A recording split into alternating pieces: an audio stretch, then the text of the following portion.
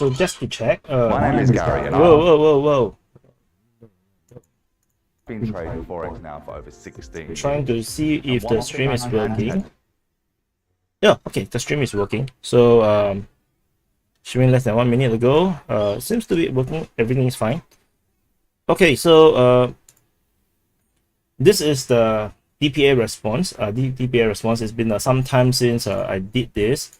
If you go to this DPA response, you can see that the last one was 4 months ago. So it's been a long time since I actually engaged with you guys on the comments. I've been trying to reply to comments textually, but it's been really difficult to to keep doing it because the last time it was a recorded one, and then I was busy with other stuff, and then the work come out. So now we are coming back to DPA response, so I can respond to comments. And previously, you see, I actually respond on a single summary video, so I think that is a bit too intense, and it actually still takes quite some time. It takes half an hour plus. So this time around, this stream, I would instead of a recorded one, I do a stream one, so that you guys can talk to me directly as well in the comments and in the chat box, and then I also want to cover a bit more comments across the past week. So over the past week, I think it's from day 177. So it will be the video day 177 all the way to the last one. So we will do the go through the top comments, and the top comments is not decided by me, it's decided by YouTube. So the first one, so hopefully we will whoa, okay, so handsome, oh my god. The so we'll go, so if you see here, there's a oh, you can see my face is blocking, so I move my face over here, yeah, because my face is actually blocking the comments. So you can see top comments, newest comments. I go for top comments. Top comments, the only problem with top comments is that if you are very negative, if you are very critical of me, then there's a chance that your comments don't appear. So this is a bit rigged, but it's not rigged by me, it's rigged by YouTube. So okay, so let's go to the first one. Ignoring the pin one. So according to Cliff Wakely. So anyway, I just say hi to the chat. Hi chat. Okay, before I start, I want to say hi to the different people first. Freaking Bollocks. Hi. There is a human being, Rodrigo Peace, Navin Kumar, Ya, 中国的主人, Russell Glasser, and Elvis Ibrahimovic, Colin 980, and Mr. N, Space Shuttle, Trailer Killers. Hi everyone. It's not a Zelenskyy shirt, it's actually a Singapore Armed Forces shirt. It's a Singapore military shirt, but yeah, it's very similar. I think most military seems to have more or less the same one. Hi Bo Rotin Linen, and hi guys. So we'll start off with in case you're not sure, day 177 comments. I hope to go through 7 days worth of summary comments if possible. I will skip the Taiwan or the Iran video because it will kind of like go off too far away. So we'll stick with the Ukraine war for now, and maybe I'll do another DPA response for those separate ones. Clive Weekly said, great report, General. You are wrong about the Yukis having no air force left. They always keep a chopper or two in reserve for the time where Zelenskyy and his goons needs to be extracted with their loots to the west. I am wrong that because they do indeed still have an air force. I did mention that, just that it's not a big one. Most of them is very small. And in the later summary, we also have reports that the Russians hit 2 air bases, and the 2 air bases, there are aircraft getting destroyed according to the Russian Defense Ministry. So, but whether they keep the chopper to extract loots, that I do not know. Do let me know in the chat if the voice is okay, because I did some change in the set. Something just changed in my OBS studio, the one that is doing this streaming or recording, and then the mic setting kind of changed again. So so if you can hear me well, do let me know, or if there's a problem, it's too soft, let me know. I can do adjustment on the fly. So so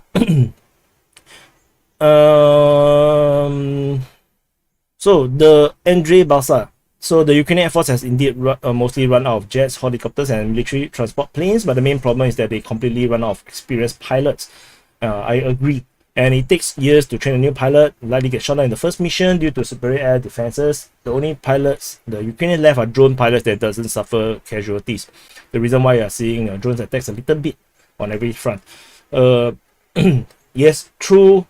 And but the problem with drones is also that many of the drones get shot down as well. So the Ukrainians are struggling to get more drones, especially offensive ones like the Bayraktar. If you notice, there is hardly any Bayraktar drones getting shot down. In fact, the very few that they would have, the Ukrainians do not use them for attack. They actually use them for surveillance, because the Bayraktar camera is very good, so they don't want to risk it to get shot down.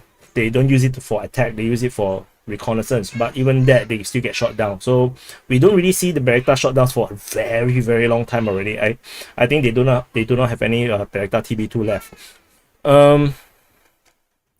Ninja Turtle. So okay, so chat, you can enjoy yourself. I will from time to time I will respond to the chat, because it's a bit hard to look both sides. But for those that do submit the, what is it called, the chat that is very the chat that needs money, super chats. If you do super chat, then I must answer your question. So because there's honor, you see, if you throw money at me, I have to respond to you. So yeah, I will read out your comments.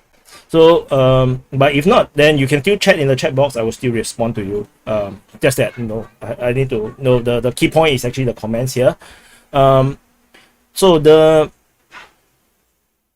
for the experience, or for the inexperienced pilots, if you ever play any computer games, you will know that you get shot down. If you play air games, you get shot down very easily. Any single mistake means you're dead. And experienced pilots are experienced and valuable because they spend a stupid number of hours flying and drilling the same thing over and over again, so that they don't make mistakes. And before they can even sit into the aircraft seat to actually fly the plane, so that they don't make any mistakes at all. So if a pilot is very new, then the chances of getting shot down is super high. So Bilohirka has been recaptured, Palivka has been recaptured, the mines northeast of Vilida has been taken, Russian moving to Volodyan, and blah blah blah blah. All these end up is not true. Most of them is not true. Most of them is highly disputed, and it's not true. So because you see, wherever source you can find, I'm probably also looking at the same source. And there's a chance, and over time I will realize that some sources are just not as reliable as certain other sources, which is why nowadays my sources is mainly the two Ministry of Defenses, and Raiba and Surya maps for additional reference. Then also the Luhansk People's Republic official, I'm not even sure it's called MOD or they have their official military channel, and the Donetsk one also. Luhansk and Donetsk, both of their official channels. That's where I get all this information.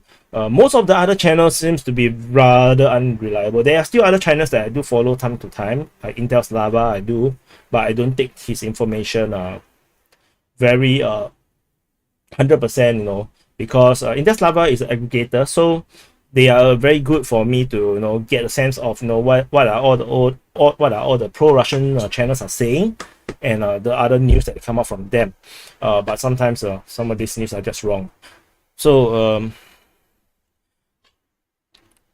okay, funniest thing regarding the Ukrainian getting A10 is that to prepare the pilot, the certain Ukrainian businessman jumped to provide service to train the Ukrainian pilot with A10 familiarization. And because of this, he got a contract to train this pilot in anticipation of the A10. And the training equipment provided by this businessman to the Ukrainian pilot is to play DCS. And the dude is making pilot play DCS and paid thousands of dollars for it. I'm not sure if this is true. If it's true, it's damn funny. Then we do have photos. I'm not sure if it's video. I saw photos, or I think on Twitter or something, that the Ukrainian pilot is training on DCS. Like, that is real. I'm not sure if the businessman is gotten the contract and earn all this money, but training on DCS is kind of true. But it's not for A10. The one I saw is for F-16. Flicking Bollock said, do you think military summary channel is okay? It's good. Military summary is one of the best channels out there, along with DPA, right? So I spoke to the military summary guy before as well, through the Mazarin Geopolitics stream. I think we were on the same show on the very first stream. He made a presentation, I made a presentation. I haven't spoke to him much since then though. Okay, so how many are we doing? So let's do 10 comments per video. I think we might be able to do 70 comments. That is actually a lot already. So 1, 2, 3, 4, 5. So the pattern of Russian attacks presented here once again falsifies the frequent assertions from Western sources that invaders are exhausted, lacking resources, manpower, and capable of attacking and restricted areas of the front line at any one time. In fact, this is the case for the last month. Russian attacks has been more or less constant, numerous, widely spread. In particular, it can be described as a attack all along the line. Strategically, the initiative is entirely one side in this war. I will believe an offensive on Kherson when I see that. Yeah, I have no complaints. I think it's absolutely correct. The Russians are pretty consistent, although very slow, but very consistent, very there. So Manos Cup say, really appreciate all the effort to update us on the situation of the operation. Unbiased, trustworthy, keep up the good work. Thank you. Yay. So Dragon Storm D Pro, but Perun stated the Russian casualties are so high they can't carry out any new offensive. How could he be wrong? He's a new war expert, never wrong. Perun, I seen his channel before. I cannot remember very clearly who is he now.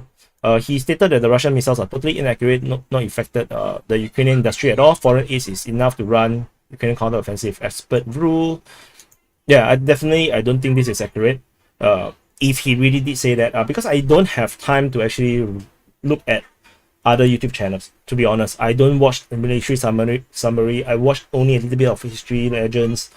I really don't have time to watch because I have so much things to do, so I have to do all these things, and plus reading all the sources would have already given me all the information I need about the Ukraine war. So I don't really need another opinion from a different person. So I don't really watch YouTube channels from other YouTubers that cover the Ukraine war.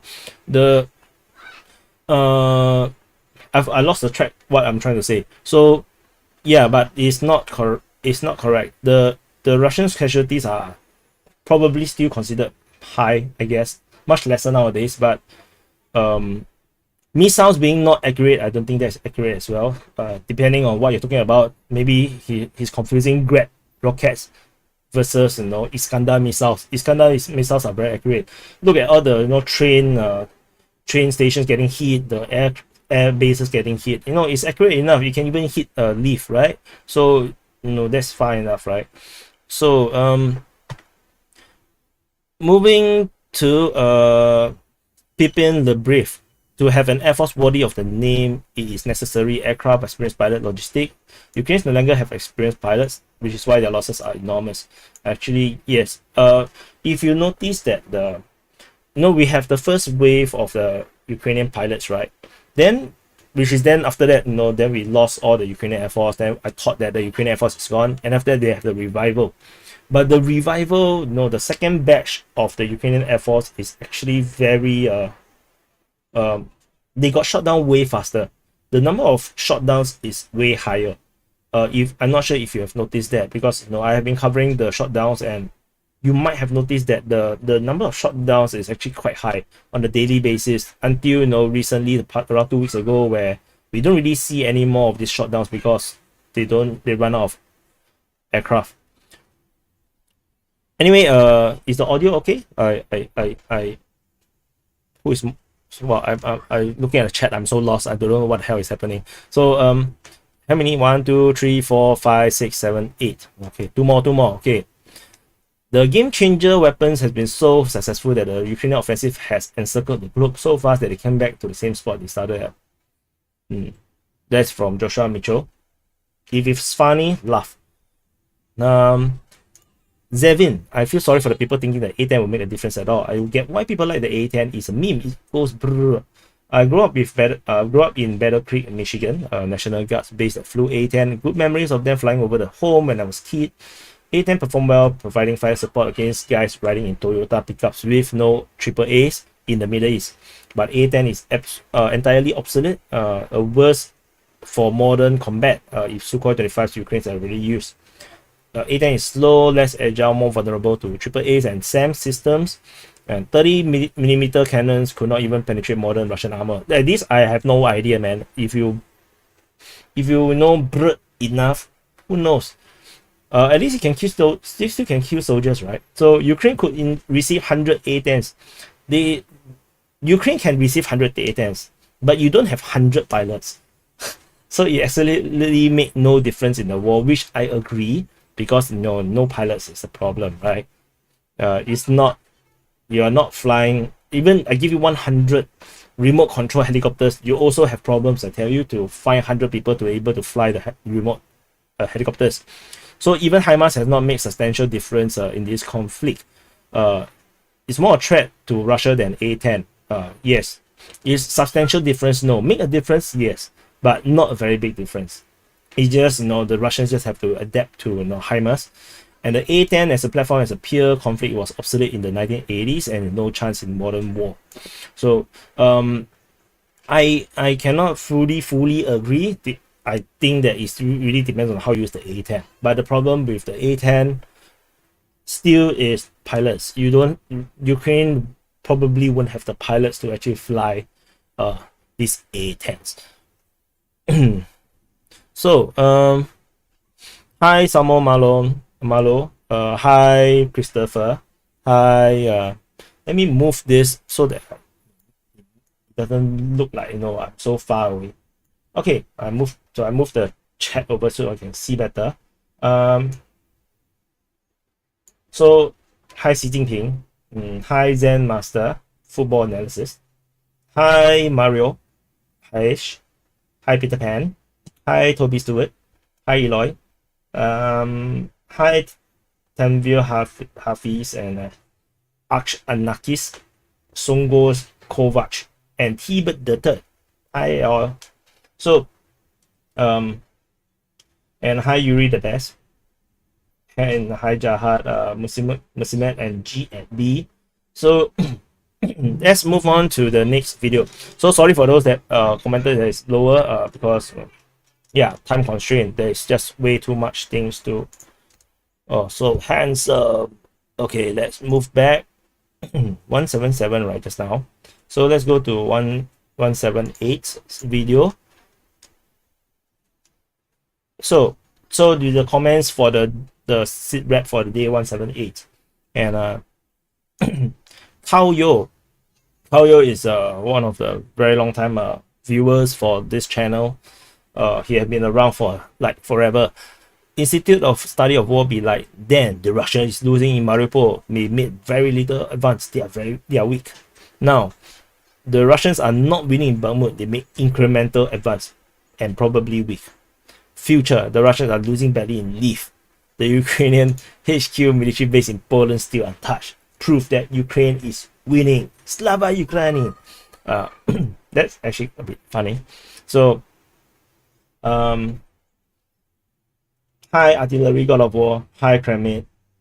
Hi Lovak. Hi Samo Malo. I already say hi to you, right? Hey, hi Alexa. So, Cliff Walkley.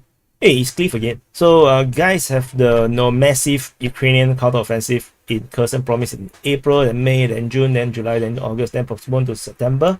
I asked because Ukrainian bloggers still maintain that the Kherson will be liberated in a few weeks, which is what they say in April, May, June, July, and of course today. Or did it all take place in cyberspace and I missed it? Yeah, he made a joke. And the real situation is that the Ukrainians did indeed try to do a counteroffensive, and they tried multiple times and they all failed. It's not that they didn't try, but they take such a high casualties, taking even the first line of village, caused the entire counteroffensive to just collapse. And they tried multiple times, be it in Davidi Breed, be it in south of what is that called? God, I forgot the place. I think it's Posad-Porovsky. So and also in south of Kryvyi, they have been trying to attack, and every single village and settlement is just so costly. The same thing goes for the Russians. If you look at the Donetsk and Luhansk side, every advance is so difficult. Every little bit of ground is so difficult to capture. So is in Kharkiv. So it's not that the Ukrainians do not have their massive counteroffensive. It's just this doesn't work. They can't even get close to the Russian forces because they're trying to push, right? But the Russians have overwhelming artillery, and the artillery just decimate the advancing force, which is why the Russians themselves, in their own advance, they do not do frontal assaults. They actually do shelling.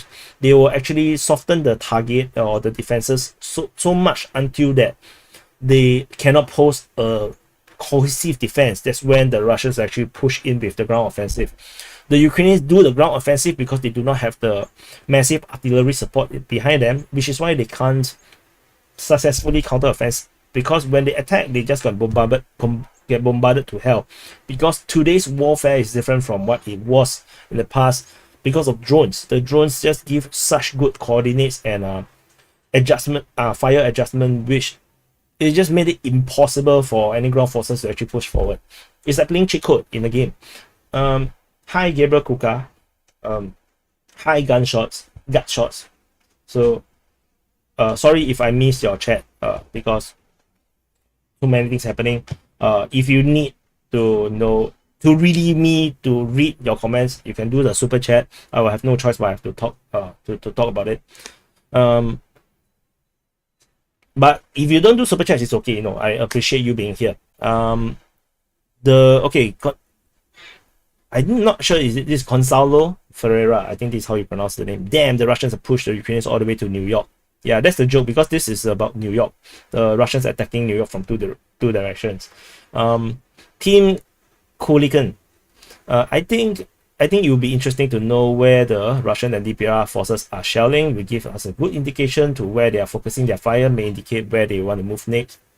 Perhaps an indication where the Ukrainians are actually located. Thanks, Wyatt. Thank you for the support and watching and this comment. And yeah, since then I decided to put in all the artillery bombardment locations, and it's additional work. But I think that it might be useful for some of you guys. In terms of the coverage, where you actually, if you look at the SITREP, the summaries that I'm doing, it's not that meaningful. It's not that different. Just a little bit better. But anyway, I already committed to it. I will just do it. So I can only see my live. Where the rest of yours?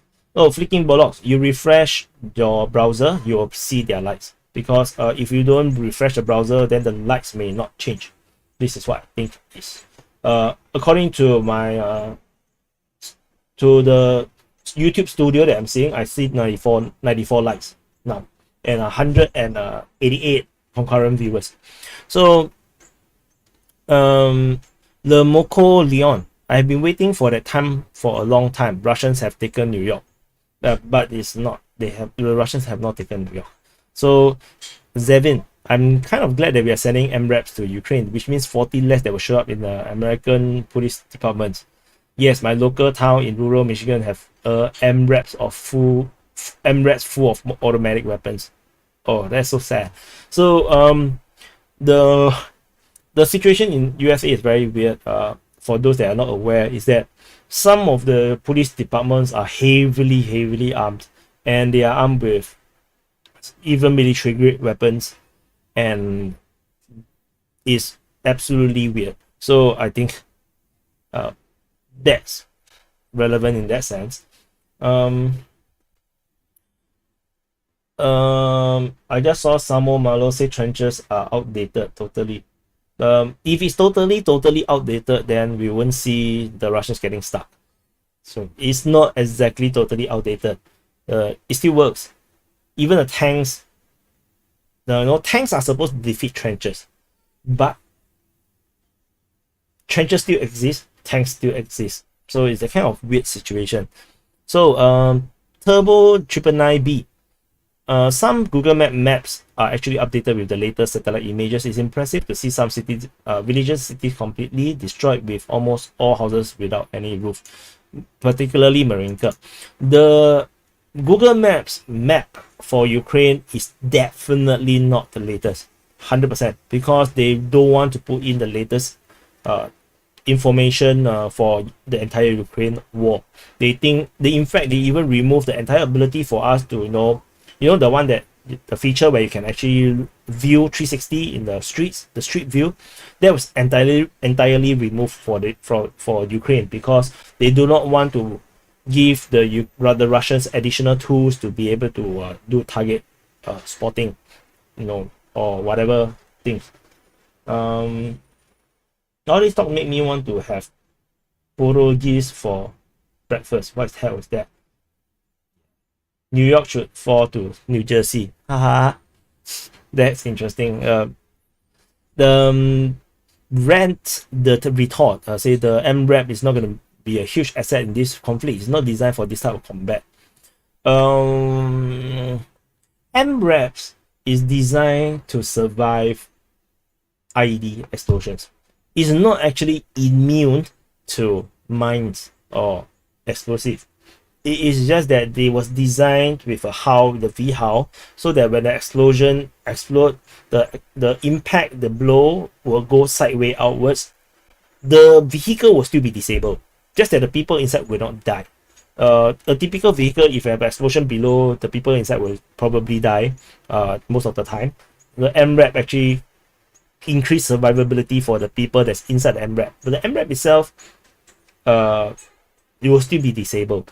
So Patrick Cloutier, the settlements of New York in Ukraine has an interesting history. According to Wikipedia, I always messed up the New York Ukraine's New York story. So the settlement first appeared on the map in 1846 under its original name New York, and was then situated in the Yekaterinoslav governorate of the Russian Empire. The wife of one of the founders was from the United States. Then in 1859, the village consisted of 13 households, 45 males, 40 females, a factory, and was formerly named Oleksandrivsky. So it was New York, and then it renamed to Oleksandrivsky.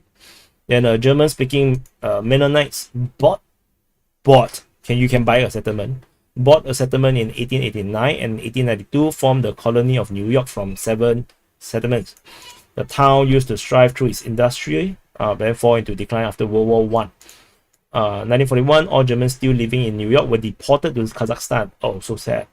And then 1951, by the decree of the Presidium of Supreme Soviet of the Ukrainian SSR, the village is renamed Novhorodsky. So in 2021, it went back to the old name of New York.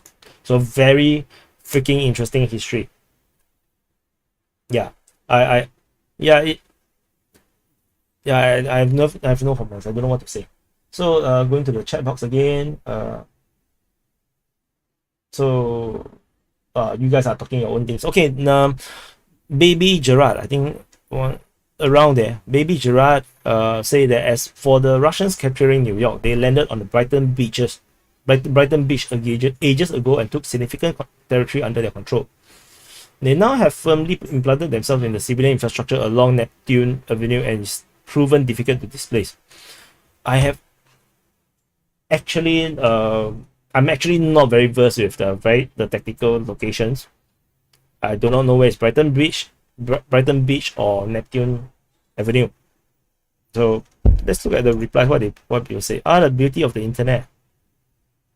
Okay, but I don't know why is that place. Yeah, but now you know.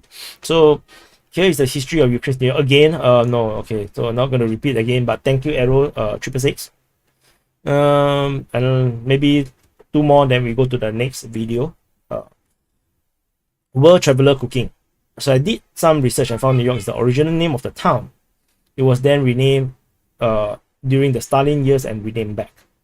So Estoy Arquid. The Americans have announced a new heap of scrap metals for Russians to be used as target practice. Okay, so enough for this video. From the day 178. So for those that are just here, so DPA Responds is actually part of a series where I actually respond to comments that you all have commented in the videos. Because last time I used to try to reply to everyone, and then I realized I cannot keep up with that. Then I decided to do the DPA Response series. Even that I cannot keep up. So I didn't do this series for the past 4 months. So I decided to start. And with the live feature, I think this is a much better way to engage with you guys. This is just a part of this engagement exercise with you guys, just to engage the community and thank you guys for the support. I think I owe it to you guys for the success of DPA, and so which is why I'm doing all this.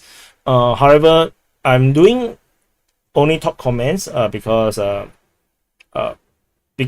viewers will not be very fair to people who commented earlier. So top comments are decided by YouTube's algorithm. So I'm not sure what's the algorithm, why some people are on top, so why some people are not. So so if your comments is not being mentioned, I'm so sorry. Let's go back to this is 178. So go to 179. Day 179. Here. Oh, that's the Giga chat face. No advertisement. Let's don't look at his face. Yeah. So hi masculine MDMA. Hello. Hi you guys. Hi you from Serbia. Brighton Beach is in New York City. Okay. Hi. Goodbye Tanvir Hafiz. So okay, skip this ad.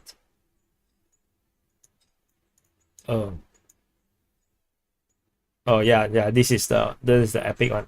Yeah, see that face, masculinity. So it's Gonzalo Ferreira. I'm not sure why is so many commenters. Some of the people get repeated, become top comments so often. But he got a lot of likes, 128. So therapies, don't worry, chat DPA isn't real. He doesn't exist. Chat DPA. So that's funny. So Christopher Powell, offensive are too offending to them. That made me laugh. Yeah, I like this joke as well. Offensive are very offending. So come say, do you think winter will finish the war? No. Looking at the way how the Russians fight, they're just going to drag it out. They just want to drag it out to the point where the Europeans give up supporting the Europeans because it become too expensive. The Europeans will stop supporting Ukraine. Then after they give up, then the Russians will have their geopolitical victory. I think this is what the Russians are trying to do. They try to drag it out. So cultured Russian waifu. Oh, I also want a cultured Russian waifu. Finally, he reveals he's actually a Giga Chat. And by the way, are you Russian waifu's sister? Yeah, I don't know what the hell. What's the context? Missing one reply. So you can see, sometimes I don't even see the reply. There's actually supposed to be 2 replies, but one reply is actually missing. So because YouTube, despite I already turned off the moderation, they still moderates the comments. So if your comments did not appear, it's YouTube's fault. Hi Dragon Stavic, from Herzegovina. So intros are getting better by the day. Sigma grind set. I don't know what is a Sigma grind set. By CCDSDS. That's a very terrible name actually. How do you pronounce this? Actually, if I try to speak in a certain weird way, my mic actually cannot capture because there is a noise cancellation, so they will just take it as noise. For example, there was this the next video I did the Zelenskyy impression, right? I actually have to re-record it because when I did the very deep voice, my microphone and the noise cancellation decided that it's noise. So it cost me some time, trying to do video editing. And hi PA Francais, and hi again Chieman. Hi Comrade Blink, and hi Hamburger Pride. I don't know. I think I pronounced it. I slaughtered your name. I'm so sorry. So this Giga Chat guy is a major improvement. We need him to cover the news more. Le Grange Way.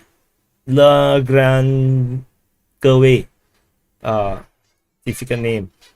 You need to learn how to use the space bar. Separate the words. So if not, then or lag range way. It is lagging. Lag range way. Space bar. DTR. No, they can't swing to the rear Adivka because all the area between Adivka and the second line is in the area of Ukrainian artillery. I don't remember which Russian said that, but he said this is a hand area where the Ukrainian artilleries are in range. The Ukrainian everywhere is in range of the Ukrainian artillery, to be honest. So it's just a matter of whether they prepared a kill zone where if you step in, you're gonna die from prepared artillery. So that's exactly what happened to the crossing at, I forgot the freaking name of that place. Let me bring up the map. So come on, man. Okay, so you remember this Kursk area at below Horivka? So then the Russians did a crossing around here, and then they died horrible deaths because it was a prepared kill zone. The Ukrainians have already prepared their artilleries to aim exactly at that place. So the moment they reached there, they just got bombarded the hell of it. That's what I mean by a Q box. You go into that box, you die. So the real Adivka is very huge, and to be honest, artillery range can be quite far. Everywhere is in artillery range. It's just a matter of whether are you in the perfect spot for them to just kill you. Hi Mike Hawk. So hey, hi Kao Yo. I just now I mentioned your comment, amused. Objectivity requires reviewing information from both sides. The truth is usually somewhere in the middle. Thank you for your hard work in sharing the information and providing your honest assessment. Great job. Thank you so much. Arigatou gozaimasu. Amused. So Zasaris Petosos. Oh my god, I've slaughtered your name. Zelenskyy also said no negotiation until Russians leave Crimea, so they don't lose anything. Yeah, it is a delusional thought from Zelenskyy to think that they can recapture Crimea. Crimea is already seen by Russian Federation as part of the Russian Federation. It's officially part of Russia. Attacking Crimea is attacking Russia. It basically triggers the war situation, and Russia will declare war on anyone who dares to invade into Crimea. So if I don't intend to die on a nuclear death, nuclear war death, so please don't do stupid things. Charles White, it's incredible what you're doing in DPA, mapping every single scrap of information to discover the truth. We are indeed very lucky to watch your ongoing work. Thank you. This is so much more reliable than BBC, CNN, etc. any newspaper. Thank you so much for the very, very kind words, Charles. Yeah, BBC, CNN, all this newspaper, no, it's just they, how to say, it's not their way to cover something so detailed. So which is why they only look at major statements from Ukraine Defense Ministry, or by Zelenskyy, or by Putin, or by Lavrov, or by the Russian Ministry of Defense. So major newspaper actually just do that. If you talk about digging information, most of the time nowadays the newspaper don't really have war journalists, not much. So and the information you can get from the ground is also very subjective, because if you're on the Russian side, you're going to get very pro-Russian information. If you're on the Ukrainian side, you're going to get a very anti-Russian information. So that's just what it is. So like, some people like to say, you should go down to Ukraine. I should go down to Ukraine. But I can tell you, it's worse if I'm there. It's better that I'm actually sitting here looking at information from both sides. So if I'm there in person, then I will become Patrick Lancaster, where the information will be like super pro-Ukraine, or my information will be like super pro-Russia. Sorry, either way. Destroy the People's Republic of China militarily. I'm gonna remove you if you continue to spam. Okay, so bye bye. Report spam.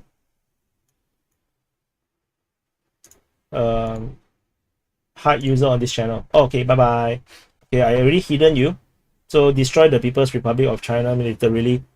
Please don't spam. I don't really want people to spam the chat box. It's not for you to spam.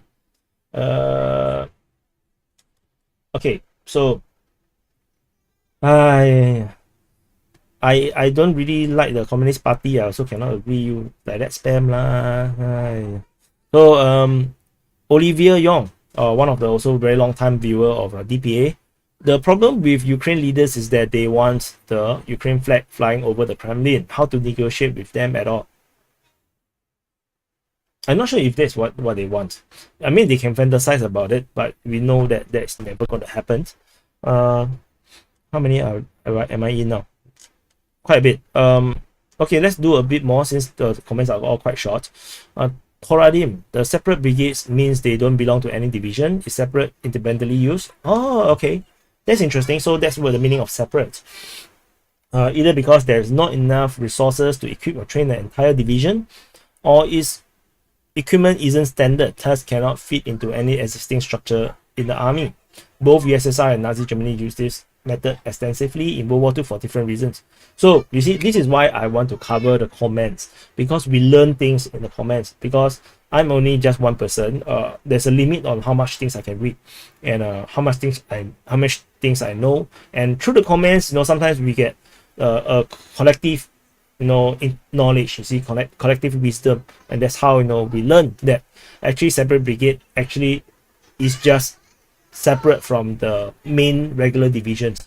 That's actually brilliant. And I forgot to press like and heart. Oh my god, so sorry. Yeah, so this is also why I like to cover the comments. And Raf Oak the Run, I love how this channel and the website comes with it. On the one hand, super serious, and yet there are these funny trolzy moments at the end of many videos. Keep up the good work, Giga Chat. So thank you so much for the support. Thank you for the love. Really. Hi Jake. Hi Avus Go4. Hi Grace Galapo. Hi the Ant. Hi Rafael Ramos da Costa. Hello. Hi you from Brazil. So let's do this four more. Let's do this four more, then we go to the next video because so much videos and comments to go through. Foodway distribution. I'm really loving the Ukraine Defense Ministry report. Translation: please don't fiddle with my car when I'm visiting my mom. Yes, this is also the reason why I always put Slava Ukraini in my tweets, so that my Twitter account don't get banned or shadow banned. No. Yeah, Slava Ukraini. Yeah, then routine for Lenin MK2. Giga Chat DPA internationally recognized as the greatest military animals in the world. He is speaking towards West Point Academy and the Sandhurst military. That's some very, very broken English. I have no freaking idea what you're talking about. Nam-E. Well, while I love your channel, I want to really thank you for keeping the updated map for us all to look at your website. I am a map nerd, and having your map in combination with your constant commentary on what changes were made and why really sets your channel apart. Thank you so much, Nam-E, or is it name? So thank you so much.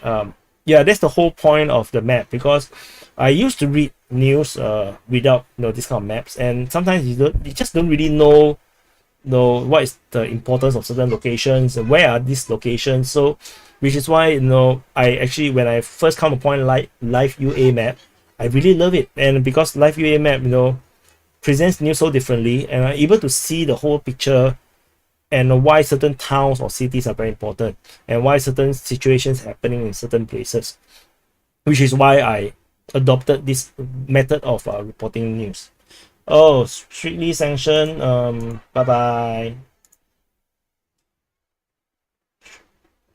Bye, strictly sanctioned the People's Republic of China. No, this is not the right way to do propaganda. This is terrible propaganda. You don't know how to do propaganda. So, hi, Mr. Boss Monster, Eastern Ukraine. Thank you for the coverage. I told my friends and family about your channel. Hope you get a few extra subs from me. Yeah, thank you so much, Mr. Boss Monster. I think we really lacking a lot of the so-called pro-Ukrainian crowd on this channel. This channel is heavily pro-Russian.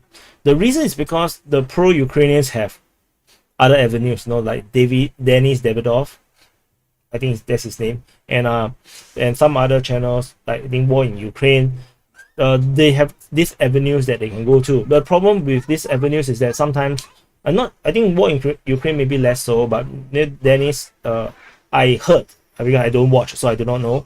But sometimes they push wrong or fake information, and that's not very healthy. If more pro-Ukrainian crowd is watching this channel, then it's actually more balanced, and then perhaps people will be more educated about what is the real situation in the war.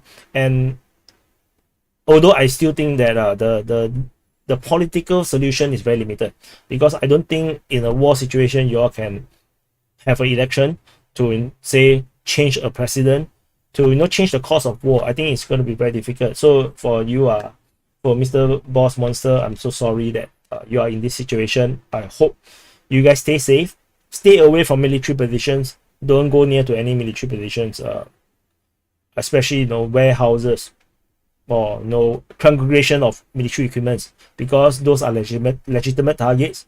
So don't go near there, stay safe.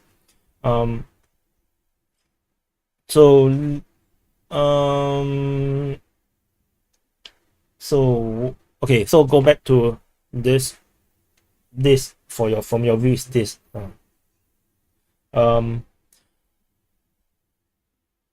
So Dreader, the prophet of Aiden, you got to hold back your own power, or you might accidentally conquer Ukraine all on your own for the DPA army. With my 41,000 subs, not enough army. Ukraine got like 1 million soldiers, So that's enough for this video. Let's go to the 180, day 180. Day 180, where is it? Oh, okay, day 180 is here. Okay, 180 is the Shaolin Monk one. Oh, yeah, it's the cross-border Shaolin Monk. Yeah, this is the cross-border Shaolin Monk. Hey, heavy equipment for Taiwan. Bye bye. Yeah.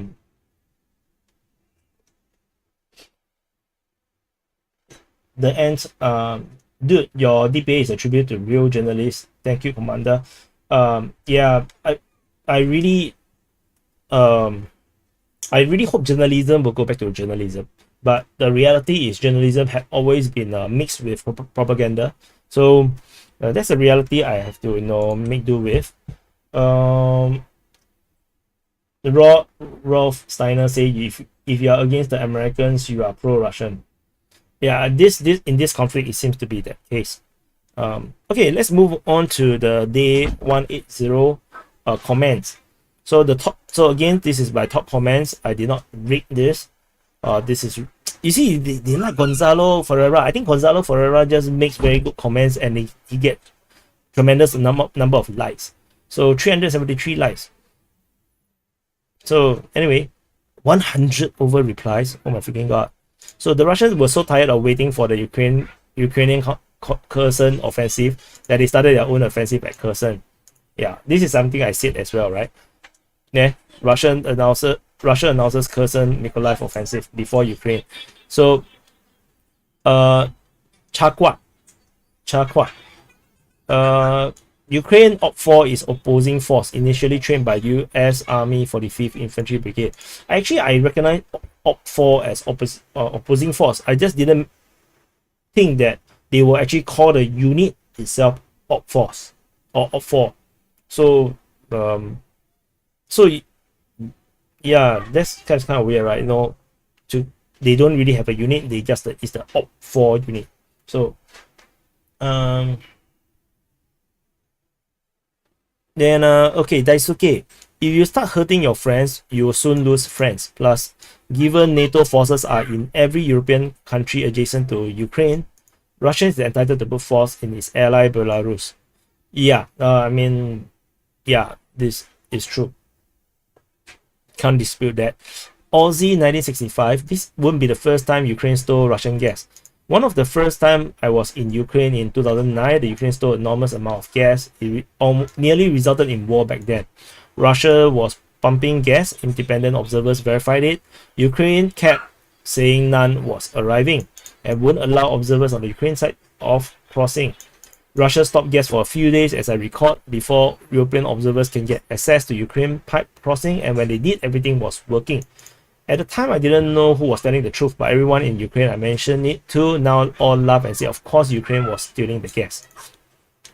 So that's interesting. So for context, in case you didn't watch this SITREP, was that Ukraine threatened to take the gas that is being sent to Europe through Ukraine, and I thought that was kind of stupid because the threat is not towards Russia. The threat is actually towards Europe, because they are not happy with the amount of help and weapons they're getting or ammunition they're getting from Europe, which is why they are putting pressure on Europe to do more for Ukraine and against Russia, which is why there is this threat. And then but I don't think it's good. I don't think it will work as well. So Hansi Jinping on the mid chopper. No, why keep spamming? It's not gonna work. So Frank Rosebrook, I expected a major Russian offensive for several days. Look like they're about to take massive action. I already gave up thinking that they will take massive actions, because most major massive actions by the Russians are actually not as major as we like to fantasize it to be. On the map, it's just going to be, oh, one town, one small village, one city. Usually not cities, because cities takes many days to capture. So really not that much. So Adnan Pongsata, I think this is Thai. Fine, I'll do it myself. Russian Southern Command probably. So, and Pineapples yummy say, let's see what happens with the Kherson counter offensive. so far looks like nothing much is happening. Someone opened my door. It's a bit noisy. Let me close the door. Give me a second.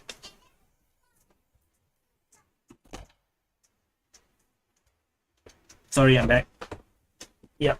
So Kao Yo. Hi Kao Yo. Maybe the Ukrainian counteroffensive were the friends we meet along the way. I don't understand. Is that a joke? So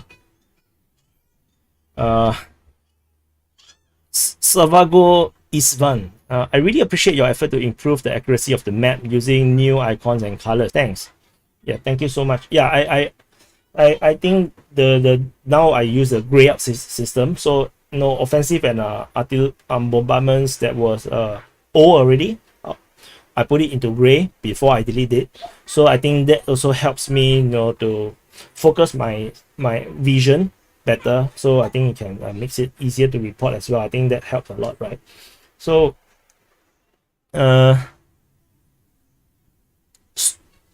Anupnair. So the Europeans can stop transfer of weapons and sanction Ukraine too. That would be interesting to see. To be honest, I think there might be a point where the Europeans will turn on Ukraine, and it's not going to be now. It's going to be at the end of this year. When the winter hits, when Europe goes into an energy crisis, where energy price is already at all-time high. So if the energy crisis hit Europe very, very badly, then we will see political revolutions within the Western European countries. And when that do happen, the new leaders or the politicians themselves who were still not yet overthrown will start to change tack. They will have to go anti-Ukraine, because if not, then they're going to lose power. And the destruction of their economy due to the high price of energy and also the high inflation is going to drive these countries into rethinking whether they should even continue to support Ukraine at all. Especially if Russia continues to hold strongly against all these sanctions and continue to build more and more allies or partners like India, China, Brazil, South Africa, all these different countries, the BRICS country, or the growth of the BRICS countries, this entire group grows bigger, then there might be a case where eventually some of these European countries will start to blink. One of the first ones is likely to be Germany, because Germany is facing a catastrophic economic breakdown. And the other ones will be the Baltic states. As much as they are anti-Russia, they are among the worst hit by the current situation economically. There's a report coming out, I think from Latvia, I think it's Latvia. They are suffering record high bankruptcies in business. So things are going to get really, really spicy as the month goes on. So how many have we gone to? Okay. Mr. Amhara. If Ukraine stopped gas from passing through its pipelines to Europe, then Ukraine is screwed. Yes, I agree. Because there is an offensive action taken by Ukraine against Europe. It's basically Ukraine trying to sanction Europe. So I think that's kind of stupid if they ever dare to do that. I don't think they would. I don't think they will do it. Germany will open Nord Stream 2 and stop supporting Ukraine financially. Yes, exactly. In fact, Poland has been saying that they should dismantle Nord Stream 2. I'm not sure how that's going to work. And I also going to be covering soon part of the headline series of Germany-Poland tension. There is this. I start to sense this German-Poland crisis developing. So there might be a German-Poland situation happening, and this tension is going to break European Union apart. And I think this is something that I will be covering very, very soon. Stay tuned. Rawawa, Rawawa, I don't know how to pronounce this. Ukraine Kherson Offensive doesn't happen. Fine, I'll do it myself, say Russia. Yeah.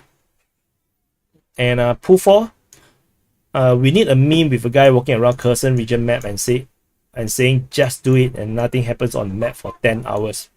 And post it every 10 hours so it will be historically accurate. Yeah, how would this meme work? I have no idea how this will work. So no, hello to 215 viewers. Just want to say hi again. So just to say hi to some of you guys that I see. Hi Michael Tan. Hi Katie Lin. Hi O Richard. Yeah. So okay. We covered quite a number already here.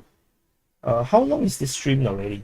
This stream is it's already 1 hour. Okay, we can go on for another half an hour lah, huh? Okay, so just do 3 more. Okay, let's do 3 more. Yaroslav canals. There will be a referendum in order to Kherson Oblast declare itself part of Russia. This is some broken English. They want to have all Kherson Oblast territories before it. The main offensive will not earlier than fight in Donbass will end. Oh, my brains. Okay, I believe what he's trying, what Jaroslav, I think he's Polish. I think that's those are Polish words. I think what he's trying to say is that in order for Kherson to have a referendum, they need to capture all of Kherson Oblast, which is why the main offensive have to be earlier than Donbass. I think that's what he's trying to say. So, Boss Monster say it must be hard talking to 200 people. It's very hard if I try to reply to every single chat comment. Hi Caitlin, hello. So yeah, so otherwise it's not that bad. You know, it's basically just like my usual recording. I'm just talking to a camera, and then and then I don't expect replies. Just that in this live chat there's a chat box, and then sometimes you guys will reply. You should try playing Red Alert. Very topical with today's conflict. I actually is a Red Alert fan, which is why the intro openings is actually a parody of the Command and Conquer game. So Victor Grip, at last we will see a Kherson Mykolaiv offensive. It will be slick if Russians use 700,000 soldiers like Ukraine does. Okay, so Ukraine have at least 700,000 soldiers now, but they don't use 700,000 soldiers at the front. They are actually all spread out across the entire border region, not to mention the inner part of the country. Because they are afraid of Belarus, so they have troops over at the border. They have troops over at Chernihiv and Sumy, and then they have the soldiers that are fighting at the front lines, and then they still have troops in the Mykolaiv region and the Odessa region to prevent landings. So they are literally everywhere. So even though they had a so-called a million-strong army, they are actually so spread out and so they made it so thin that is the number of soldiers that is fighting the Russians are actually more or less equal to the number of troops that the Russians have. Oh, okay. So Weeb Union say cross-border shelling. I can't man, this intro is getting better and better. By the way, Weeb Union is previously had been the viewer of DPA, and he already have his own YouTube channel that's also covering the war. He also started to do his own mapping, and you guys can also go and support him over there. Maybe a different perspective, I don't know. So because I say I don't really watch other YouTubers coverage of Ukraine because it's a bit tiring spending 5 hours on Ukraine on a daily basis, so I don't really want any more Ukraine in my video feed unless really necessary. I don't really watch them. I actually watch mostly gaming stuff, something light and casual. Sometimes I watch a bit of other issues like team pool. I try to catch up with some of the US politics and stuff. So So okay, so let's move on to oh, can I go backwards? Okay, back. So that's 180, right? So let's go to 181. So this is 23rd of August. This one is not very long ago. Oh, this is the part. This is the one that I sang the Ukrainian song. So yeah, I like the song a lot. So what happened is that when I'm doing the mapping, that song actually stirs in my head because it have this warlike anthem, this very depressing, very solemn feel to it. So which is why it's very apt for the war, but it's actually a very sad song. It's not actually a glorious song. It's actually a sad song.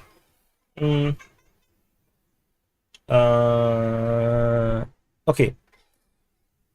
Nemenja Rasula is also one of the very long time viewer of the DPA channel. So I actually recognize some of these names because if the names keep appearing, I do recognize some of you guys. So yeah. But I don't know your face. So I only know your name on the YouTube channel comments. If you use a different name in Twitter or Discord, then I don't know. I think it's just two different people. On the Mykolaiv region, an assault is underway in the fortified areas in Partizansky and Lubino, or Lubine. The artillery preparation will confirm from the night on the several sectors of the front all night long. Right now, the entire Mykolaiv region, there is an air raid alert. I cannot verify this information. I did not see this being reported, which is why I did not map it. So night deeper. Two questions. Will this be the last time Ukraine independence will be celebrated? Maybe. I have no idea. Maybe.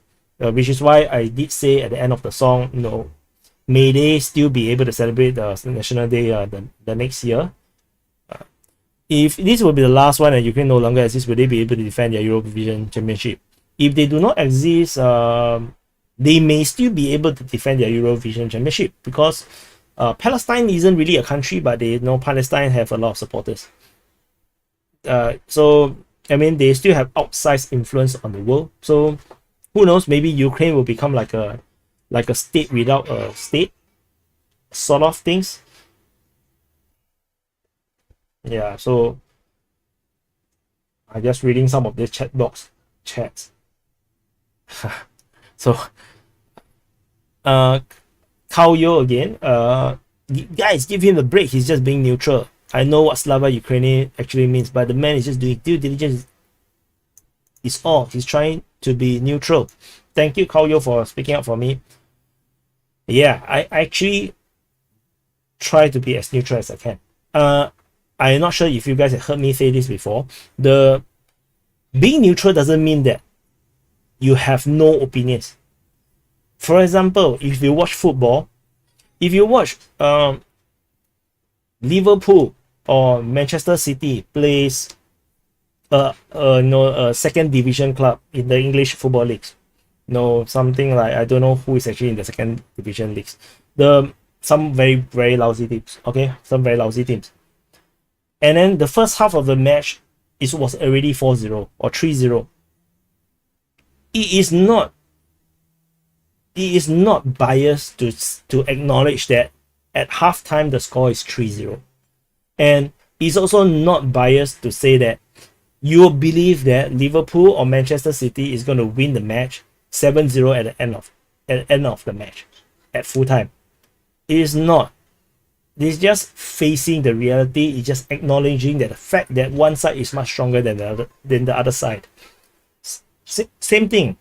If the United States is going to invade Cuba right now, even though I can disagree with the action of invasion of Cuba, but I will tell you for a fact that United States will go to crush Cuba easily. They will win the war easily. That's not being biased. That's still being neutral. You're just acknowledging the reality. And my reality is Ukraine have no way of winning this war. It's just impossible. How could they win this war? Russia is geared and designed their military to deal with the entire of NATO. They may not win a conventional war, but they will be able to win with, or at least match with the help of nuclear weapons. But if so, and when Russia fight against Ukraine, Ukraine is just one country. NATO is multiple countries. So if the Russian military is designed to deal with the entire of NATO, then not winning against Ukraine is inconceivable. It's just impossible. Ukraine is in a total war state to deal with Russia's invasion, and Russia just treat this as a special military operation. This is nothing to Russia in that sense. But of course, Putin being Putin, he's very pragmatic.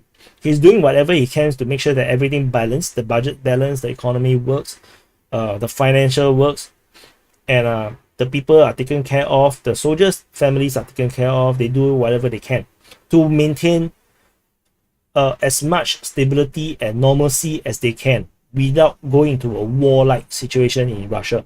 With the only exception is that they have banned certain talks about the war. They ban analysis of the war as well, I think. So, and they ban anti-Russia speeches and talks or activities. So otherwise, the Putin's government is trying very hard to maintain normalcy in Russia.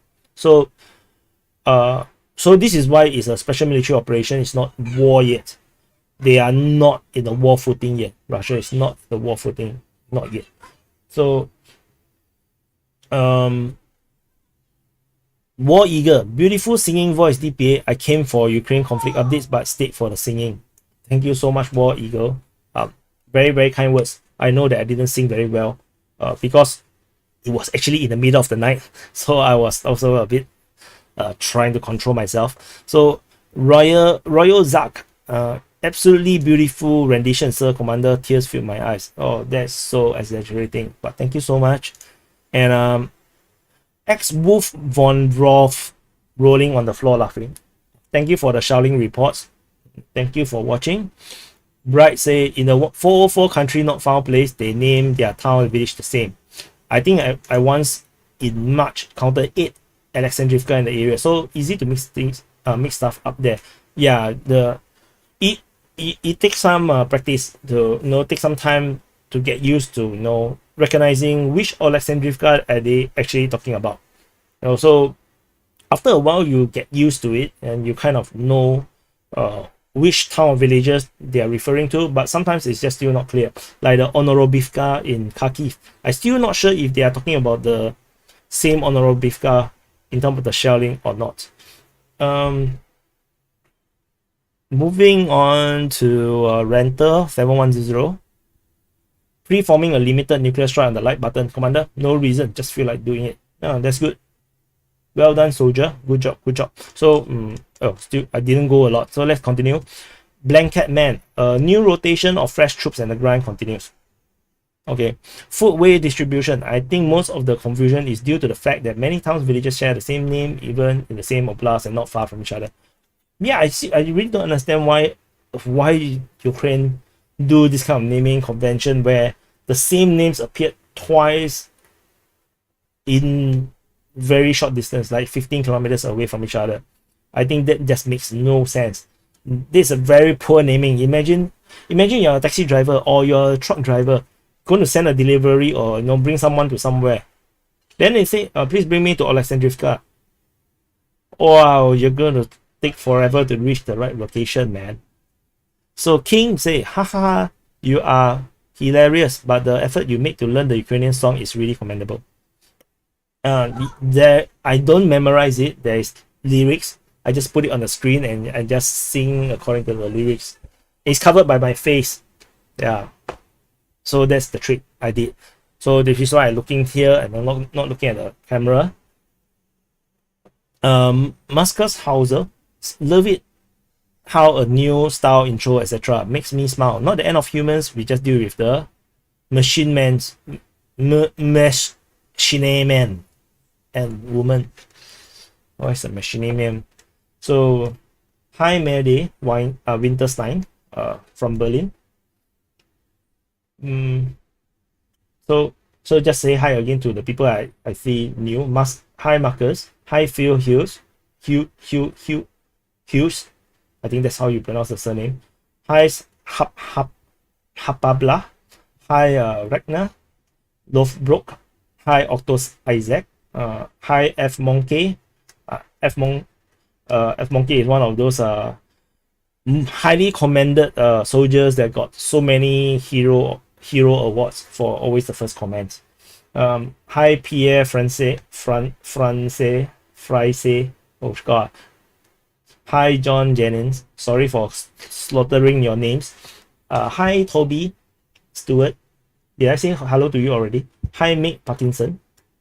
Hi Gold. Hi Phoenix. Hi CSCF. Hi Heinz Guderian. Hi, we are the dead. Flicking Bollock say is Singapore government supporting Ukraine.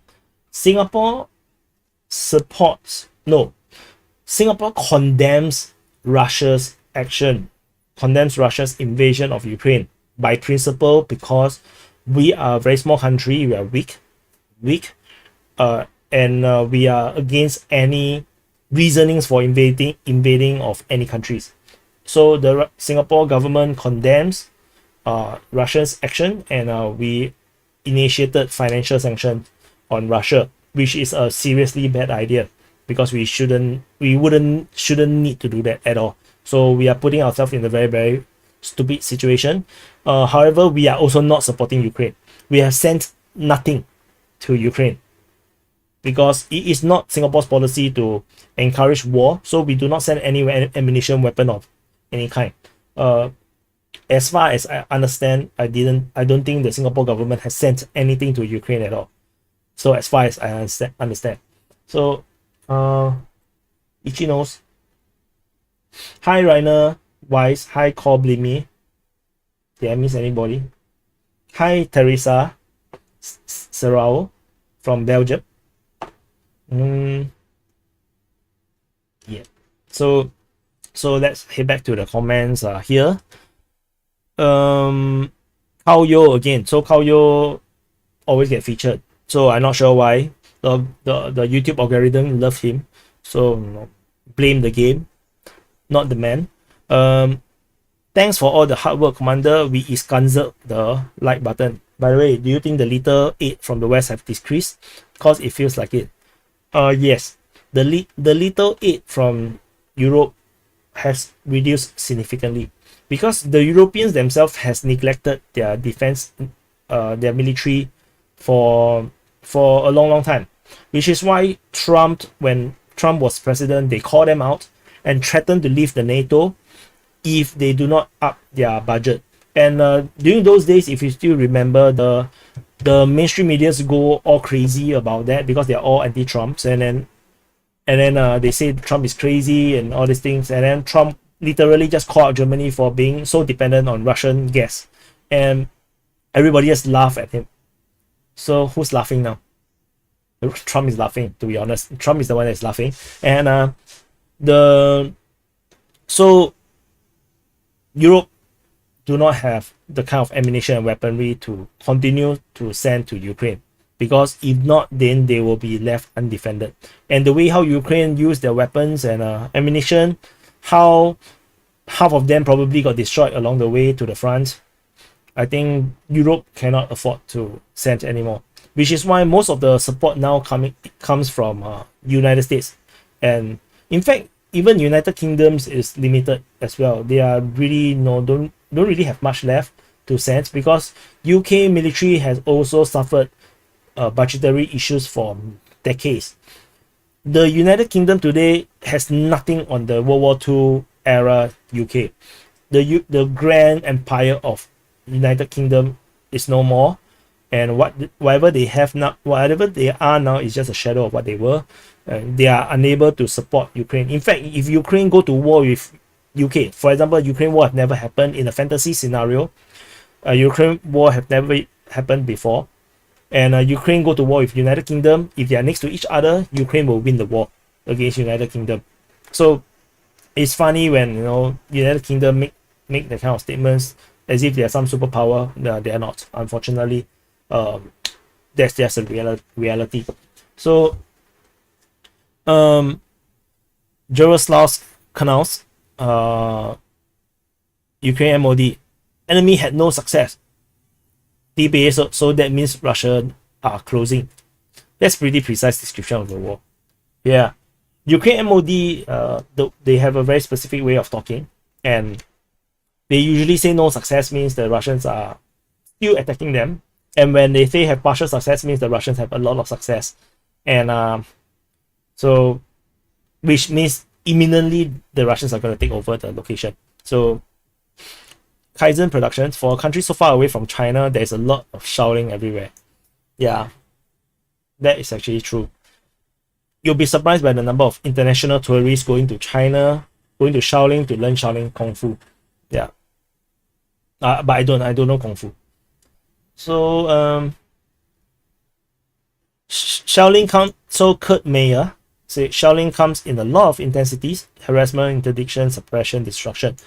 One prevents easy movement, the next, any movement, the next, your force head down, and the last send you to hell. Yeah, that is true. Which is also why, for the longest time, I don't really report on shellings, because we have no idea what is the intensity of the shelling. What if they only fire one shell? The guy on the ground still have to send a SITREP to their commander saying that there was shelling reported at their location, and then the MOD of Ukraine will report there is a shell. There's shelling at their location, but maybe there's only one shell. So that's just how it is, which is why sometimes it can be misleading. Which is why I don't encourage you to put too much thought or feelings into the icons of the shelling, because it can be very small shelling, it can be very big shelling. We actually no idea how heavy is the shelling.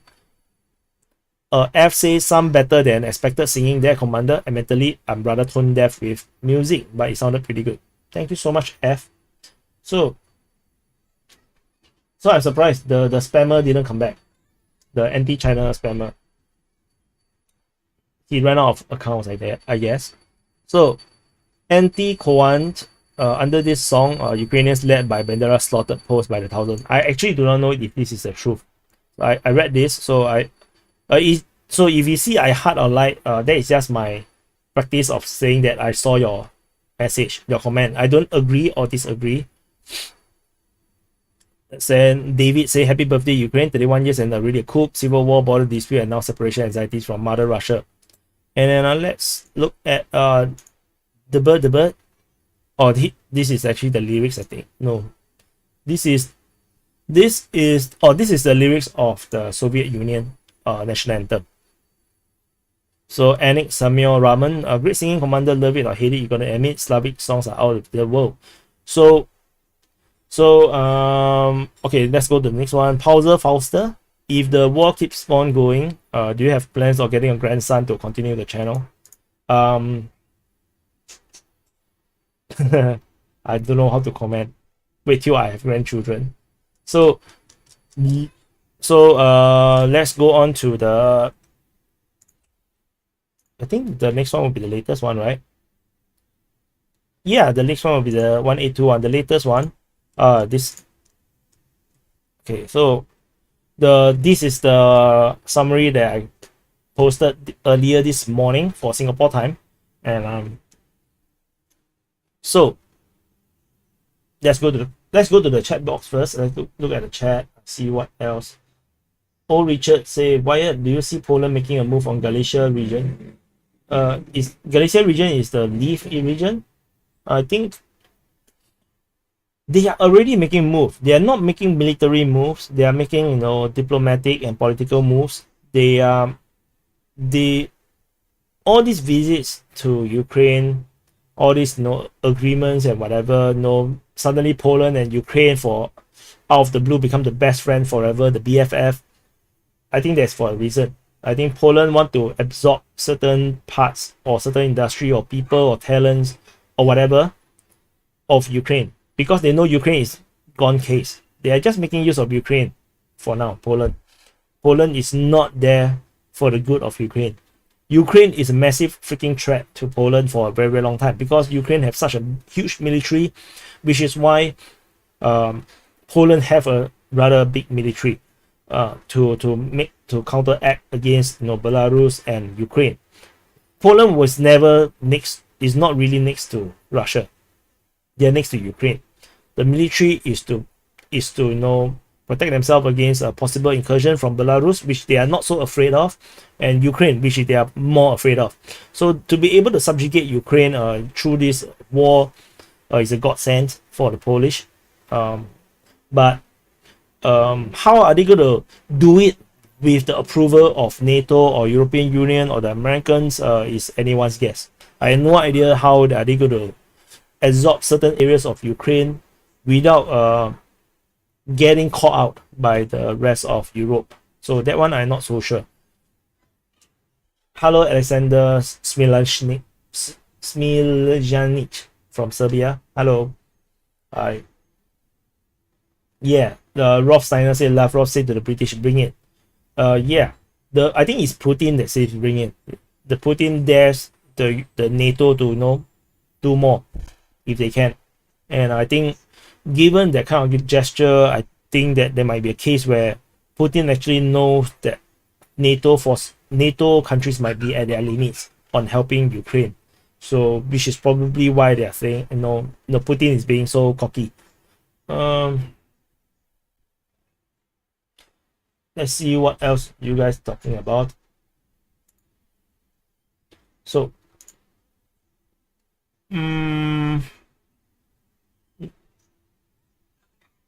what? Oh, so Flicking Bollocks asked what is my normal job.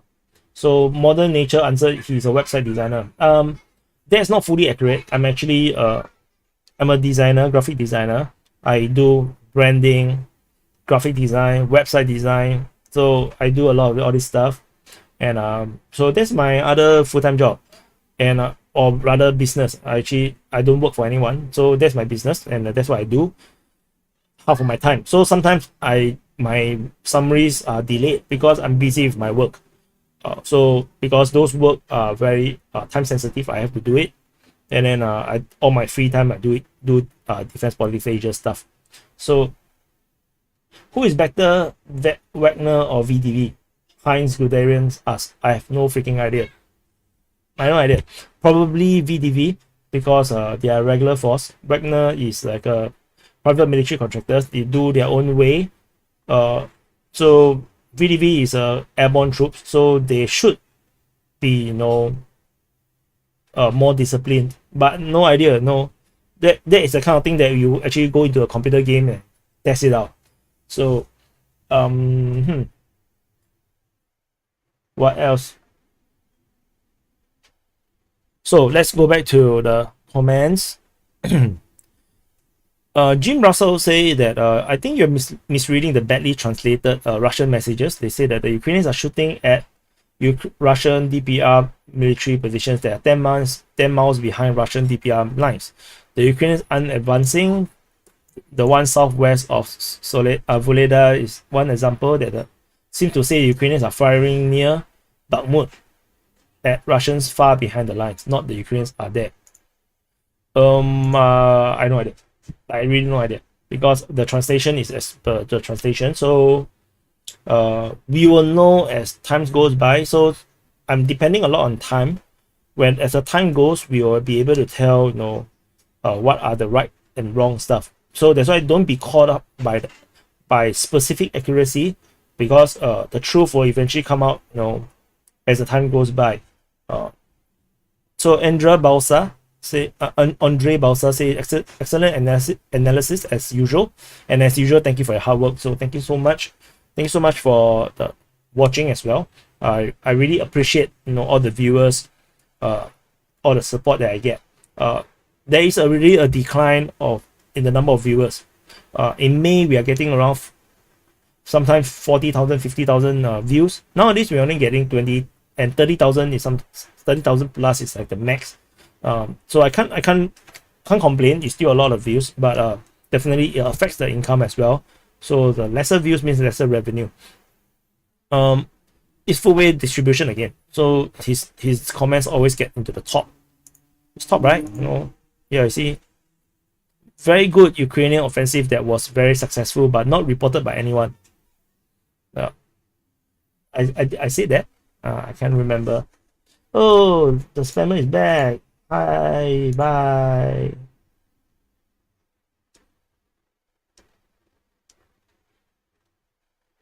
Hi, learning 2 micro. Yeah, thanks. I know. Actually, I already gotten fatter due to COVID and due to years of not enough exercise and eat too much good food. So should be better looking. I'm a bit. I feel a bit. I'm quite fat now. I feel so. Yeah, but let's not make this a me channel. Namarix Marak say HIMARS have helped Ukraine in taking back territories from Russia. Like where? Finally, Ukraine was able to liberate 0.01 square kilometers in Kherson region. Oh, so that was a joke.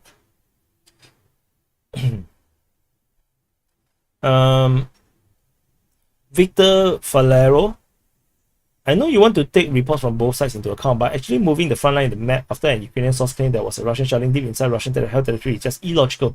Either the name of the villages was solved or the Ukrainian military as being dishonest.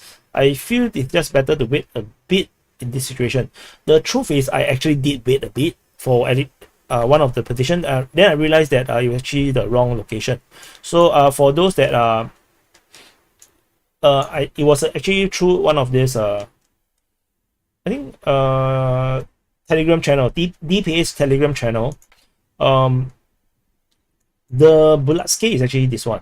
So it wasn't the ones here.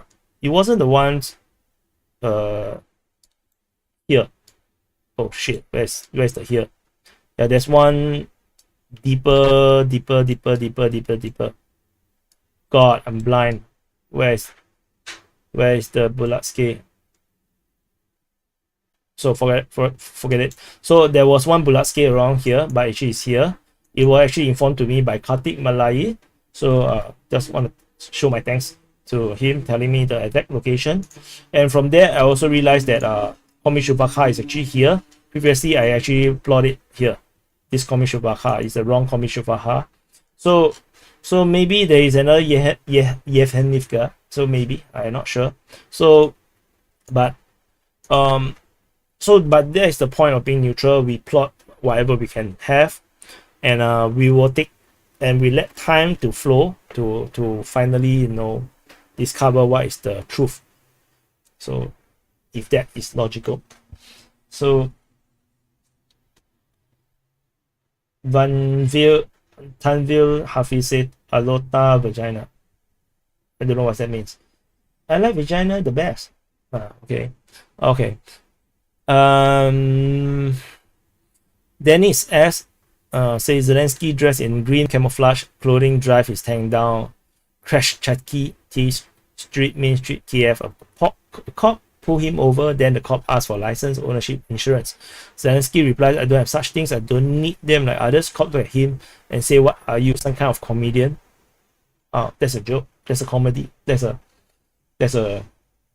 joke. Yeah. Nemanja Rasula. So he reports another intel. In Shuhui, a large ammunition depot was destroyed. I actually indicated this in the map. So Gonzalo Ferreira finally Donetsk City gets some competition to see who gets more hit by the Ukrainians. And so I'm going to skip the Nemanja Rasula one because it's another intel. Jack Hoges. So that is 8 Ukraine fighter aircraft claim. It seems very odd to me the amount of aircraft that Ukraine keep pulling out of the hat. I wonder how many more. Whilst I'm here, also seems odd to me how many aircraft had its aircraft in Crimea all line up nicely with no cover over them at all.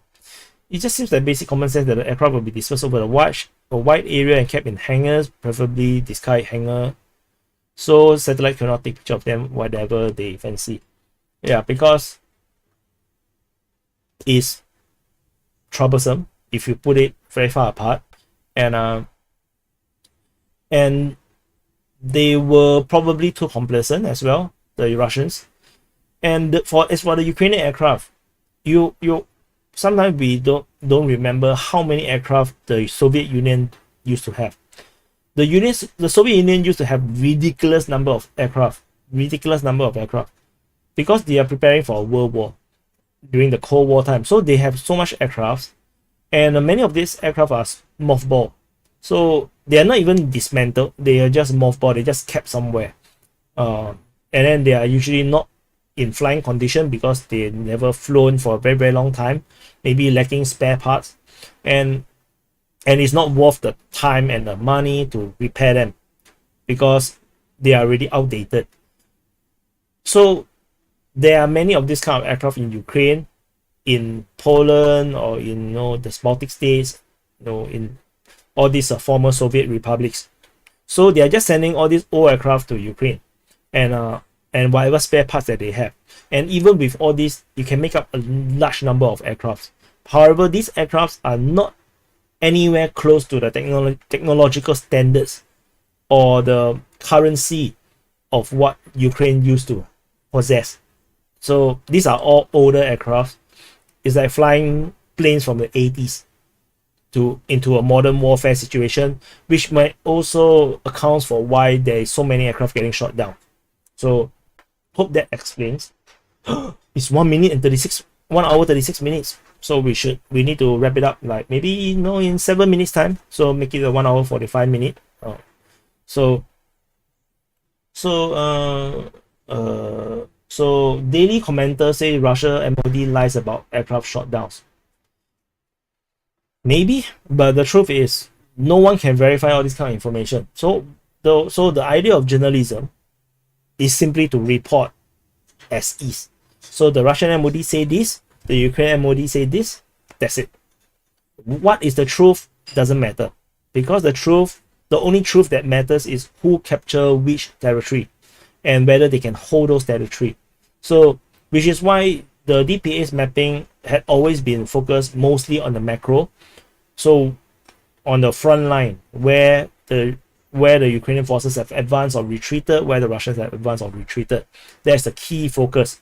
The macro situation, who is winning the war, who is capturing more territory. The whether how many aircraft should get shot down or whatnot. These are just additional informations to help to to guide us a bit on our analysis of what is to come, but it's not important in the macro sense.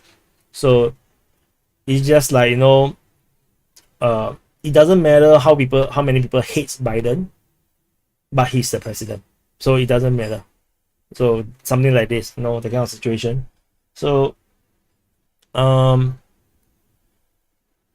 TV, sorry Commander, but I like the video before watching it because I'm sure that I will like it. I hope you're not disappointed. I'm totally not disappointed. I'm very, very grateful for the like and the support.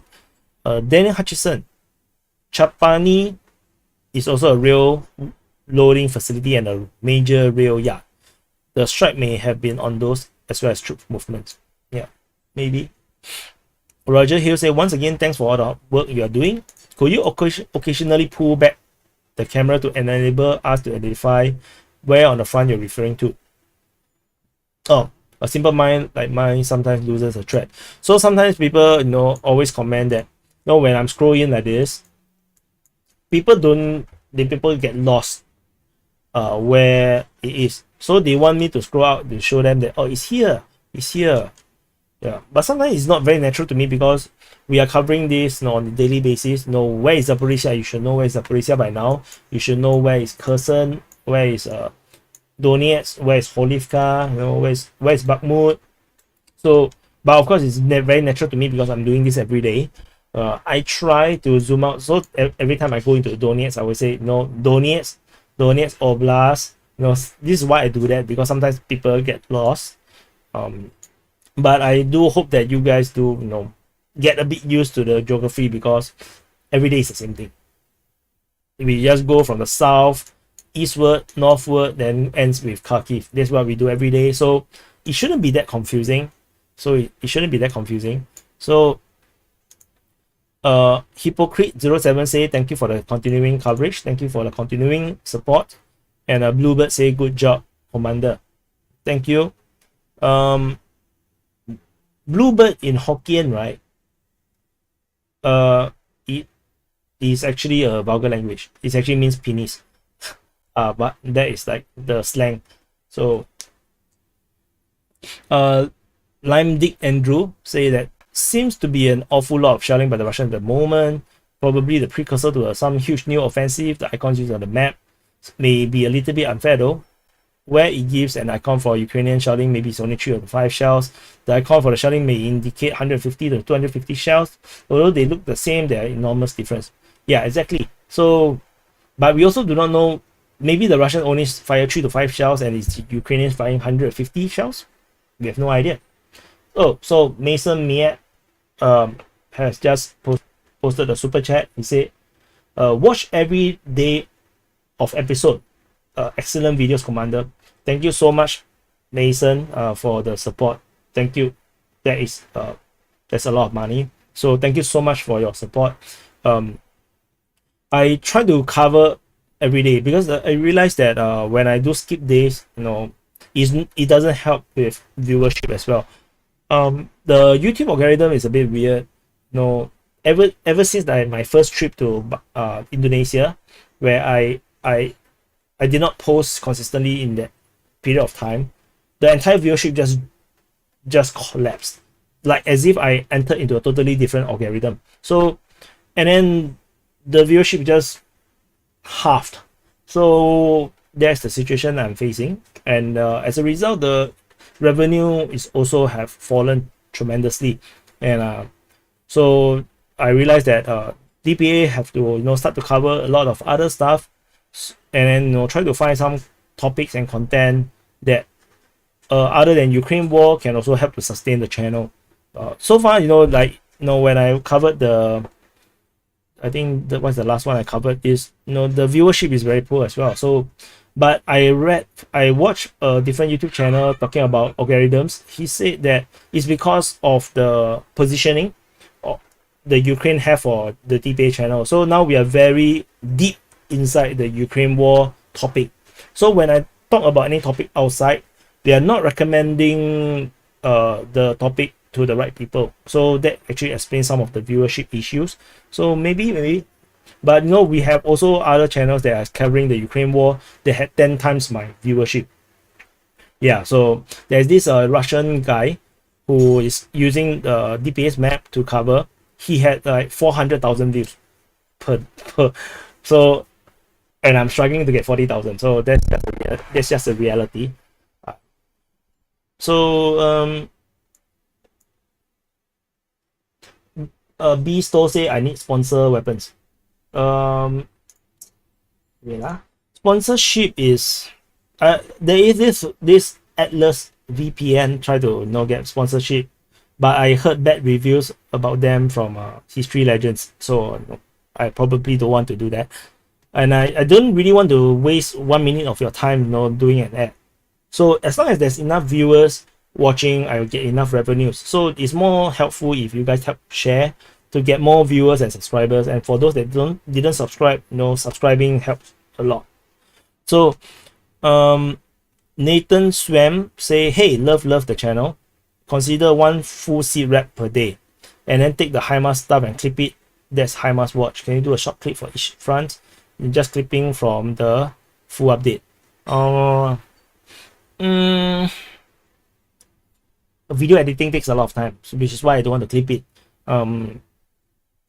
So just to share for those that don't know, covering the war, just plotting the map takes around 4 hours to 5 hours to plot a full days of map, and that's not including the recording. The recording will take around half an hour to an. If I include posting, adding in the timestamp, putting it across all the social media, takes minimum a full hour. So let's say I spend 4 hours on the plotting of the map and 1 hour on the publishing.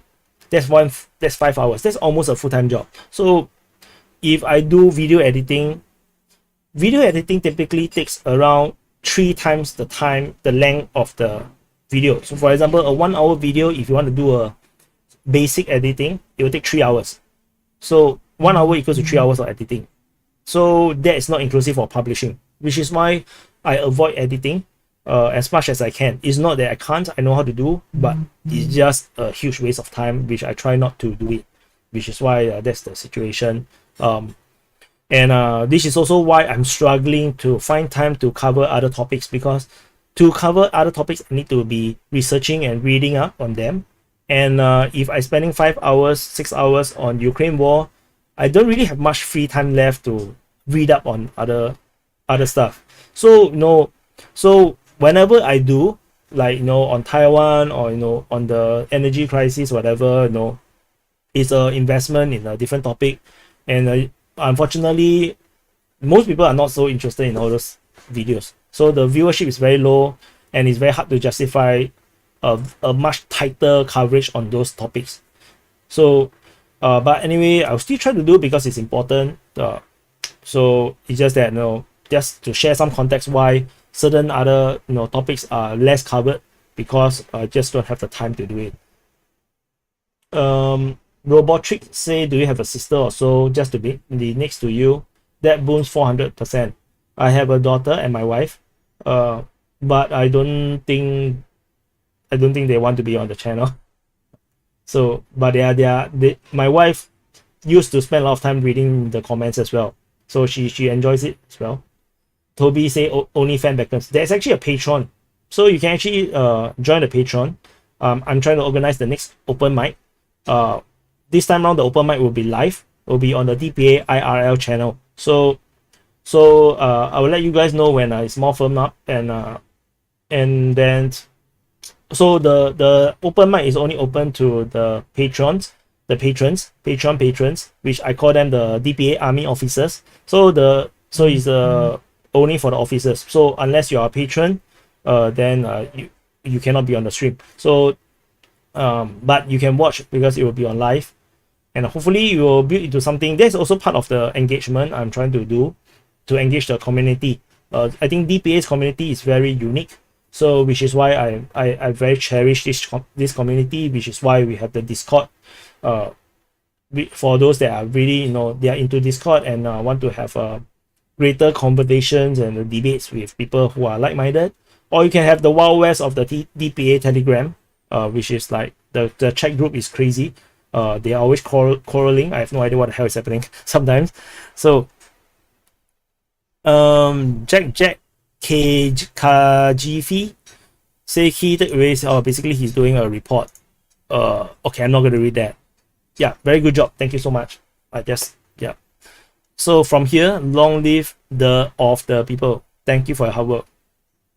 Something disappeared somewhere there. Thank you for the support. And Tatenda Paul say thank you for updating us. Thank you for watching. And Maguire Brea say, to be honest, the Russians may have been at the gates of Bakhmut and Solidar for so long that they probably have exhausted a lot of their units. Even the ones that are being rotated are being moved to other fronts and might not be the freshest either. No idea. So no idea, because no one actually knows this kind of information. This is operational secret. So we have no idea what exactly is happening. I can only guess what is actually happening. So Roasting Miner say, Commander, I have a suggestion for this channel. I heard a general rule of that having more content means more interaction and exposure. So if you get somehow release slightly shorter videos, like 2 minutes long, so it will help to keep your channel's numbers up. Just a suggestion though, your content is great nevertheless. Thank you so much, Roasting Miner, for the suggestion. We do have the quick updates, right? But I don't think it helps a lot. It's more or less the same. It helps to bring in some subscribers, but it doesn't really have that kind of exponential difference, I feel. So Amin Eldicia just have a super chat saying that please continue to cover the Ukraine war. Yes, I will continue to cover the Ukraine war because this is the most popular topic ultimately at this moment for DPA. So I have to cover this, to continue to gain revenue for DPA, so that I can actually grow the channel, grow the media outlet, to hire people, and to make this a proper media outlet. At this moment, it's still a YouTube channel. I have a media website, defensepoliticsasia.com, but you can see that I'm not posting much of the other stuff or geopolitics stuff because I have no time to do writing. So eventually I do want to hire people so that we can actually do more coverage, proper coverage, like a news media. So that's the aim. That's the long-term aim that DPA is going. Let me scroll up and see if I missed out anything.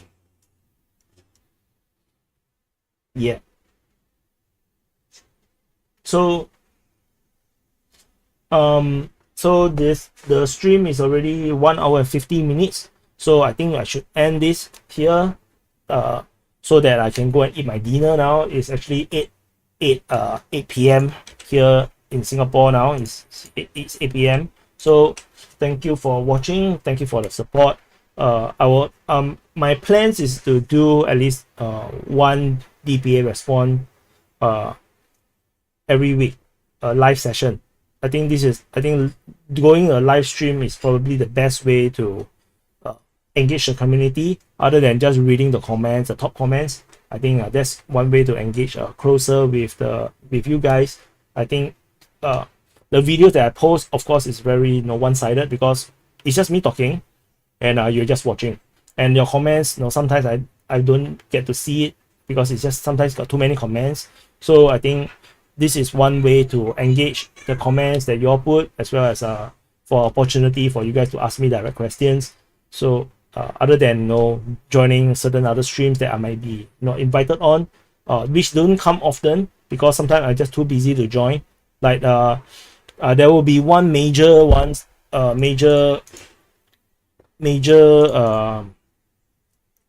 stream that's going to come with Mazarin Geopolitics. This one will be huge. We have history legends, military summary, newer econs, war in Ukraine, and Weeb Union, all on the same panel. But sometimes some of these would like military summary and a war in Ukraine might not appear in the last minute from experience. But history legends and me, we are good friends, and newer econs is very cool guy. Weeb Union is part of the DPA community as well. So not sure how the roundtable will turn out. I'm not sure what will happen. I'm not sure what is actually planned. But do check it out. It's on the 1st of September, 1 a.m. for Singapore time. So just go to the link in the community tab. You can actually see what's the timing for you in your region. I have no idea what's the timing for you guys. Hopefully it will be interesting. Hopefully it will be fun. I think the aim is to sum up, to have a talk about the war over the past half a year, because it's a half a year already, the Ukraine war. So I think that's the purpose there. And for those that are curious about the game, the YouTube game, let me scroll down. Yeah, this one, the DPA YouTube Special Military Operation game, it will continue. It's just that I'm too busy to do the next poll. So the latest information is that the Kingdom of Popasna is established. So this is the flag. So 72% of the people voted for the name Kingdom of Popasna. So hopefully we'll get back there to this game again. Yeah, so there are a lot of things happening, and so do check out the descriptions in the videos. Patreon, if you want to support me financially, monetarily, do become a patron, and you'll be have some exclusive information, not often, just sometimes, about random stuff, or about things that I'm doing, or it could be joining the open mic sessions, which I hope to do weekly as well. So that's why I'm trying to manage my time. I'm not sure how to manage my time.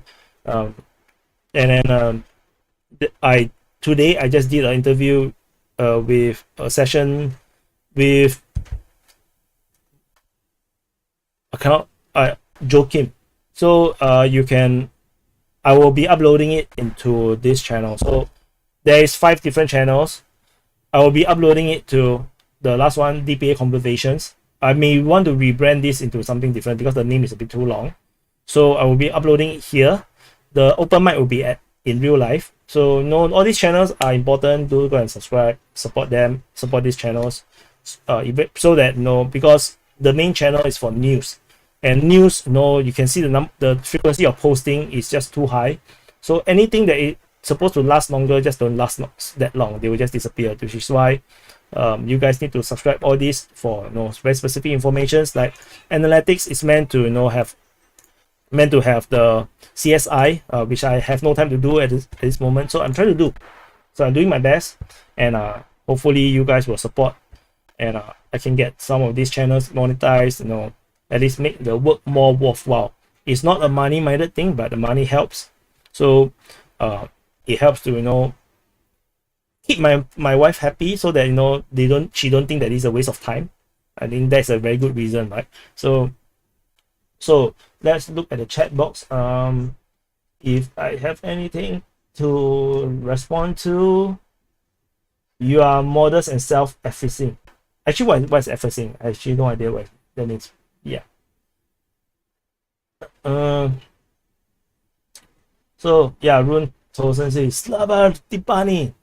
Actually, how would you guys read it? Like Slava DPAni or Slava DPAni? I tend to say Slava DPAni because so it's actually a joke. Slava Ukraine is actually pronounced Slava Ukraini. The first time I heard Slava Ukraini, I thought it's very weird because I only know Ukraine as Ukraine. Why do they add another I behind Ukraine? So it's like Slava Ukraine would have done. So what they say Slava Ukraini. So I kind of just say Slava DPAni. So for the joke of it, yeah, to be that's why it came out to be DPAni.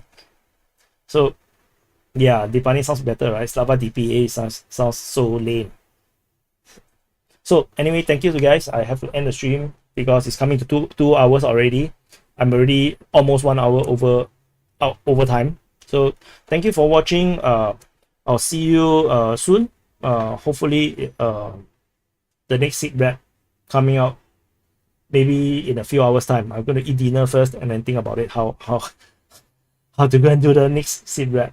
And then I will see you the next live session, maybe in a few days time for the open mic. Hopefully that will happen. Hopefully I don't mess it up or forget about it. And thank you for watching. Let me end this with some proper ending way. So okay. So thank you so much for watching. Thank you. Thank you.